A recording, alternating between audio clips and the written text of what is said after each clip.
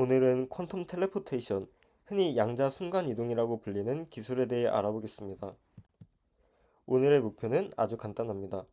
앨리스가 가지고 있는 양자 상태, 이 메시지 스테이트를 밥에게 보내는 것입니다. 그런데 한 가지 문제가 있습니다.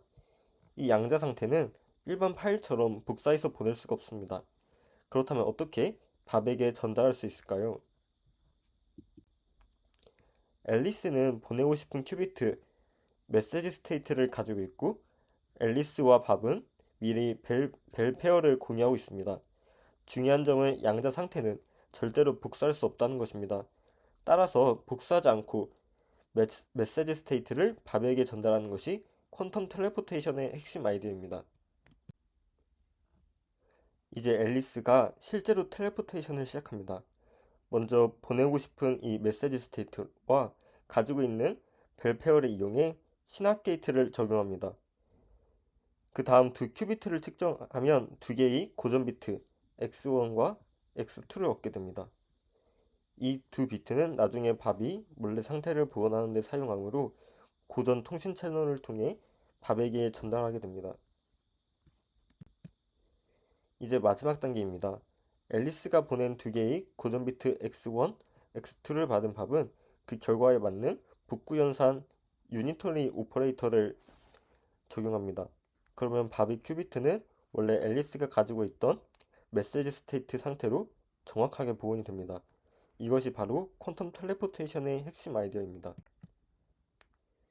이제 앨리스의 측정 결과는 00, 01, 10, 11 중 하나가 됩니다. 밥은 앨리스로부터 받은 두 개의 고전 비트를 이용해 표에 대응되는 유니터리 연산을 적용합니다. 예를 들어 00이면 아무것도 하지 않고 01이면 x, 10이면 g, 11이면 y를 적용합니다. 이렇게 하면 어떤 측정 결과가 나오더라도 밥은 원래의 이 메시지 스테이트를 정확하게 복원할 수가 있습니다. 지금까지의 과정을 하나로 정리해보면 매우 간단합니다. 먼저 앨리스는 자신의 큐비트를 벨페어와 함께 측정하여 두 개의 고전 비트 x1, x2를 얻습니다. 그리고 이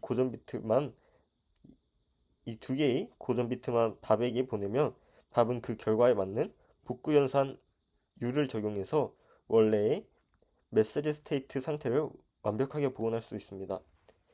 즉 양자 상태 자체를 보내는 것이 아니라 얽힌과 고전 통신을 이용해 양자 상태를 전달하는 것이 바로 퀀텀 텔레포테이션입니다.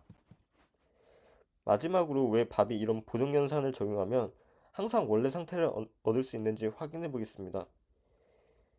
위식을 전개하면 앨리스의 측정 결과에 따라 밥이 큐비트가 네 가지 상태 중 이 네 가지 상태 중 하나가 된다는 것을 알 수 있습니다. 여기가 지금 알파 0, 베타 1이라는 상태나 알파 0, 마이너스 베타 1, 베타 0, 플러스 알파 1, 베타 0, 빼기 알파 1, 이 네 가지 상태 중 하나로 결정이 됩니다. 따라서 밥은 측정 결과에 맞는 파울리 연산 IXGY를 적용하기만 하면 어떤 경우에도 원래의 메시지 스테이트 M 상태를 정확하게 복원할 수가 있습니다. 이것이 바로 퀀텀 텔레포테이션이 항상 성공하는 이유입니다. 그런데 양자 순간 이동이라는 이름은 조금 오해를 부를 수 있습니다. 실제로 사람이나 입자가 순간 이동하는 것이 아니라 얽힘과 고전 통신을 이용해 양자 상태를 전송하는 과정이기 때문입니다. 다음 영상에서는 이러한 과정들을 직접 계산해 보면서 정말 바비 큐비트가 원래 상태, 이 메시지 스테이트로 정확하게 복원이 되는지 확인해 보도록 하겠습니다.